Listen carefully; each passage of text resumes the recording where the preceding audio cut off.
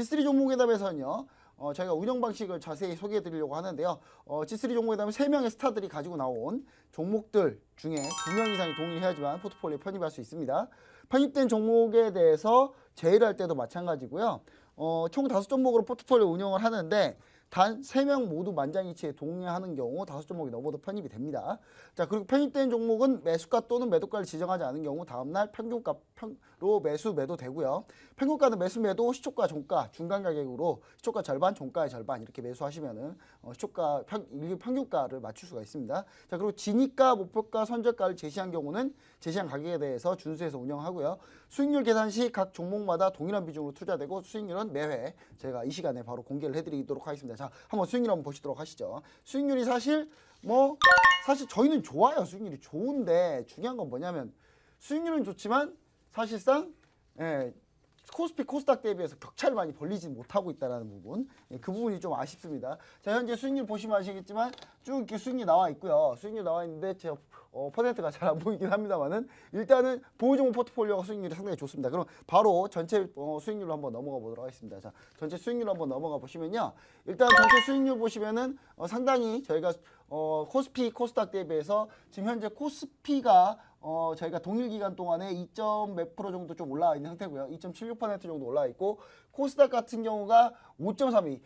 코스닥이 상당히 좀 강했습니다. 상대적으로 코스닥이 상당히 저희가 펀드 운영하는 그 동일 기간 내에 상당히 수익률이 상당히 높은 상황을 알 수 있겠고요. 저희의 전체 수익률은 보유 종목 그 다음에 매매 완료된 종목 다 합쳐서 10%가 넘는 수익률을 현재 기록하고 있습니다. 저희가 1,000만 원 투자했다고 가정했을 때 지금 약 120만 원 정도 번 그런 상황이고 이대로 하셨으면 아마 이대로 보셨을 거예요. 1억을 투자했으면 1,200만 원 정도 벌었다는 얘기인데 좋네요. 뭐 그렇게 따지면 한도 끝도 없으니까 일단은 그렇게 해서 G3 종목회담 해가지고 저희가 전체 수익률이 지금 현재 코스피 대비해서는 약 한 9% 정도 이기고 있고요. 코스닥 대비해서는 코스닥이 너무 강해가지고 코스닥 대비해서는 확실히 많이 이기고 있진 않습니다. 한 6% 정도 이기고 있는데 그래도 제가 G3 펀드 같은 경우 상당히 수익률이 뛰어나다 이런 얘기를 다시 한번 강조를 해보도록 하겠습니다. 사실상 지금 수익률 같은 경우도 종목별로 수익률이 이제 각각 약간 편차는 있는데요. 그럼 이제 보유 전문가분들의 저희의 리뷰를 한번 들어보도록 하겠습니다. 먼저 김태형 대표님 보유 포트폴리오 점검 한번 해주시죠. 네, 일단 저는 오늘 한 종목을 매도를 했습니다. 지난주에 예. 호텔신라를 이야기했습니다만 이틀 뒤에 바로 이제 좀 매도를 했습니다. 일단 네. 매도한 것부터 먼저 말씀드려 보면 호텔신라를 우리가 붙었을 때는 결국엔 두 가지 모멘텀이었죠. 아무래도 이제 경쟁력이 심화된다 하더라도 늘어난 관광객 수로 인해서 실적에 대한 모멘텀, 그리고 이제 바닥권에서 돌아 나오는 기업들의 이제 선순환매가 돌아오면서 수급이 이제 붙었다라는 관점에서 이제 호텔신라를 좀 말씀드렸었는데요.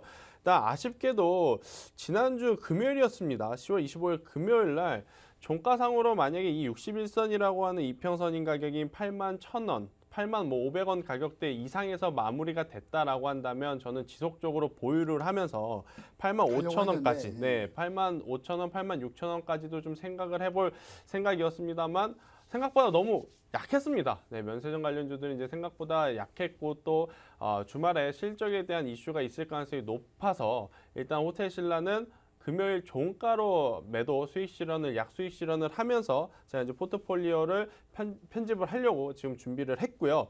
나머지 이제 SK텔레콤이죠. SK텔레콤 여전히 견고합니다. 제가 최근에 가지고 온 기업들 시총 상단에서 그다지 변동성이 없는 종목들을 갖고 왔기 때문에 일단 시장 대비 크게 움직이지는 않은 상황에서의 모멘텀은 지금 확실하다라는 이야기 한번 드려보겠는데요.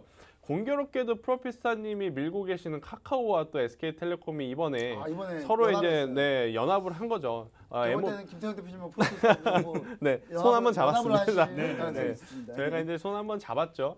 즉 SK텔레콤은 카카오 플랫폼을 이용할 수 있고 또 카카오는 5G의 선두주자격인 이제 SK텔레콤의 플랫폼을 서로 이용을 하면서 각각의 산업에서 외형 성장을 크게 한번 이룰 수 있다라는 점. 그렇다라고 한다면 주가도 실적이 바로 크게 증가하지는 않겠죠. 이번 이슈가 있다 그래서 실적이 크게 증가하지 않겠습니다만 그래도 앞으로의 성장성 모멘텀적으로 봤을 때는 서로 윈윈하는 그런 딜이 아니었나. 그래서 이제 저는 SK텔레콤 경기 방어주의 성격이라서 지수가 좋을 때 좀 밀립니다. 그래서 오늘도 이제 지수가 좋다 보니까 최근에 좀 밀렸습니다만 매수가와 현재가의 괴리가 그리 크지 않으니 지속적으로 좀 보유를 하면서 이 초록색 이평선이 이제 61선 이평선입니다. 이 이평선을 좀 돌파를 하면서 24만 5천 원 정도까지 이제 시세를 나오기까지 한번 가져가 보자라는 이야기를 한번 보유하고 드려보겠고요. 넘어가네요. 네.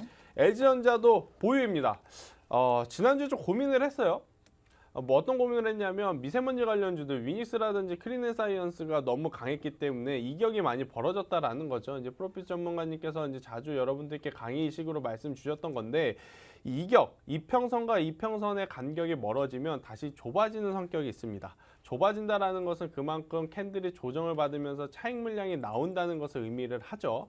자, 이러한 미세먼지 관련주들이 그런 모습을 보였기 때문에 LG전자도 한번 매도를 해볼까라는 고민을 했습니다만 역시나 미세먼지는 이제 시작인 것 같습니다. 뭐 이제부터. 2주 전까지만 하더라도 뉴스를 틀면 태풍이라든지 폭염, 폭우에 대한 이야기가 나왔는데 이제 며칠 전부터는 이제 환절기에 대한 이야기 그리고 황사에 대한 이야기 또 이제 미세먼지에 대한 이야기가 이제 아나운서를 통해서 좀 나오는 걸 봐서는 이제 좀 시작이지 않을까, 초입 구간이지 않을까. 그리고 이제 LG전자는 전강 후약입니다. 사실은 전강 후약이 뭐냐면 1분기, 2분기에는 굉장히 강해요. 왜? LG전자는 가전제품을 만드는데 2분기에 이제 결혼들을 좀 많이 하시죠. 1분기 예. 3월에 또 2분기 4, 5, 5월 달에 결혼들을 많이 하시면서 주가가 굉장히 강하고 또 이제 겨울 되면은 이제 사실 이제 주가가 약해지는 모습을 띄었었는데 작년, 재작년부터는 이 공기청정기의 힘으로 연말에도 지금 강한 모습을 보여줬던 게 LG전자입니다. 그래서 저는 이 힘 올해에도 좀 이어지지 않을까라는 이야기 드리면서 지속적으로 보유 의견 한번 드려보도록 하겠습니다. 네, 알겠습니다. 이렇게 해서 호텔신라가 이제 제외가 됐네요. 자, 그럼 이제 그럼 프로피스타님의 한번 리뷰 한번 들어보고 싶은데 먼저 저 먼저 할까요, 그냥? 리뷰를? 네, 저 먼저 하도록 하겠습니다. 네, 제가 수익률이 좋기 때문에. 자, 근데 중요한 거는 이 김태형 대표님이 지난주에 우리 기습사를 넣었으면 지금 20% 수익률을 아마 기록하지 않았을까. 뭐 이거 뭐 저희 책임이기도 해요. 저희 책임이기도 하고 김태형 대표님 좋은 정보 가지고 나오셨는데 또 김태형 대표님의 책임이기도 합니다. 왜냐? 잘 설득을 하셨어야죠. 네, 잘 설득하셨으면 좋았을 텐데. 자, 그럼 이제 한올바이오파마 제가 보유하고 있는 한올바이오파마 보도록 하겠습니다. 한올바이오파마 경찰 조사에도 불구하고 주가가 다시 회복했어요. 다시 어제 사실 좀 장중에 좀 위험했는데 상당히 위험했는데 차트를 보시면은 장중에 어제 살짝 위험했어요. 제가 21선이 깨지면서 20선이 깨져버렸거든요. 20선이 깨지면서 상당히 좀 안 좋은 상황이 있었는데 그러면서 오늘 다시 이걸 회복하고 급등이 나오길래 역시 한올바이오파마 했는데 윗꼬리가 달렸습니다. 윗꼬리가 달려서 상당히 고민이 많았는데 그래도 저는 보유하고 넘어가도록 하고요. 12월 달에 임상 3사 결과는 기다려보자. 그래도 거기까지 기다려보자. 이렇게 좀 얘기를 드리고 싶고 외국인 수급이 좋잖아요. 기간은 좀 팔고 있지만 뭐 아주 많이 판다고 볼 수는 없으니까. 자, 그리고 제가 어제 이제 지난주에 편입했던 SFA 반도체입니다. 자, SFA 반도체. 자, SFA 반도체는 꾸준히 우상향 하고 있죠. 상당히 좋습니다. 자, 기간 수급이 상당히 인상적이죠. 외국인과 기관의 수급이 상당히 인상적이고요. 비메모리 반도체 투자에 수혜를 받을 수 있는 이 패키징 하는 업체인데 비메모리 반도체 투자에 수혜를 받을 수 있습니다. 삼성전자에서 진행하고 있는. 그리고 삼성전자에 진행하고 있는 왜 수혜를 받을 수 있냐 제가 얘기 드리지만 SFA 반도체는 어디에 자회사입니까? SFA죠. SFA는 또 누가 지분을 갖고 있죠? 삼성전자가 갖고 있습니다. 그래서 얘네가 잘 되면 삼성전자 결국 삼성전자 잘 되는 거예요. 그래서 제가 봤을 때는 수주를 아마 이쪽으로 무조건 줄 가능성이 높고 그런 의미에서 좀 어느 정도 좀 상당히 좀 긍정적이다 이렇게 보시면 좋을 것 같고요. 다만 이제 요즘에 나온 얘기가 뭐냐면 삼성전자 부품 같은 경우 삼성전자가 이제 스마트폰 부품이나 각종 부품들을 중국에서 OEM으로 좀 하겠다, OEM으로 하겠다는 얘기기 때문에 그러면 스마트폰 부품주들 한국에 있는 부품주들 다 안 되는 거 아니야? 이런 얘기가 좀 나오고 있습니다. 나오고 있는데 SFA 반도체는 그거하고 전혀 상관없는 업체라는 거. 부품주가 아니기 때문에요. 패키징 공정, 반도체 패키징 공정 하는 업체이기 때문에 제가 봤을 때는 거기에 대한 피해도 없을 거다. 저는 그래서 보유하고 넘어가도록 하겠습니다. 자, 이렇게 해서 전 두 종목 다 보유를 하겠고요. 자, 그럼 프로피스타님. 자, 프로피스타님 보유하고 있는 종목 한번 리뷰를 한번 부탁드립니다. 네, 일단 뭐 카카오부터 보겠습니다. 요즘에 조금 G3 나오면은 예전에는 어깨가 상당히 펴졌는데 조금 움츠러들고 있습니다. 예. 카카오 보시면은 네네. 예. 워낙 잘하셨잖아요. 그러니까요. 예. 카카오 보시면은 제가 카카오도 지금 너무 오래 좀 보유하고 있는 것 같은데 일단은 이전에 이제 김태성 대표님이 말씀하셨듯이 SK텔레콤하고 업무적 제휴관계 이제 컨텐츠 부분이거든요. 예, 그 부분이 있기 때문에 분명히 이거는 카카오한테 앞으로 그 크게 주가에 반영이 좀 될 거라고 보이고요. 카카오가 그동안 못 갔던 그 갈 듯 하면서 못 가고 갈 듯 하면서 못 가고 했는데 그 이유가 큰 게 두 가지가 카뱅 이슈, 예, 카카오뱅크 이슈와 예, 또 오너 리스크가 지금 있긴 있습니다. 오너 리스크, 오너 리스크. 예, 이 부분이 있었는데 그럼에도 불구하고 주가가 많이 빠지지 않았어요. 카카오가. 그렇다는 건 얘는 결국 간다는 건데 발목이 잡혔다 이거죠. 발목이 잡혔다 이건데 이번 기회에 일단은 저희가 금일 재고를 확인했을 때 저희 그 진입가 기준으로 5%까지도 순간적으로 찍긴 하더라고요. 수익률이요. 예. 갈 듯 말 듯. 그렇죠. 갈 듯 말 듯. 예. 조금만 더 이왕 보유한 김에 한 주 더 보유하시면은 분명히 10% 이상 차익 실현 가능할 거라고 보고요. 보유하도록 하겠습니다. 네. 두 번째 종목은 도화 엔지니어링인데요. 제가 이 종목이 상당히 좀 아쉽습니다. 예.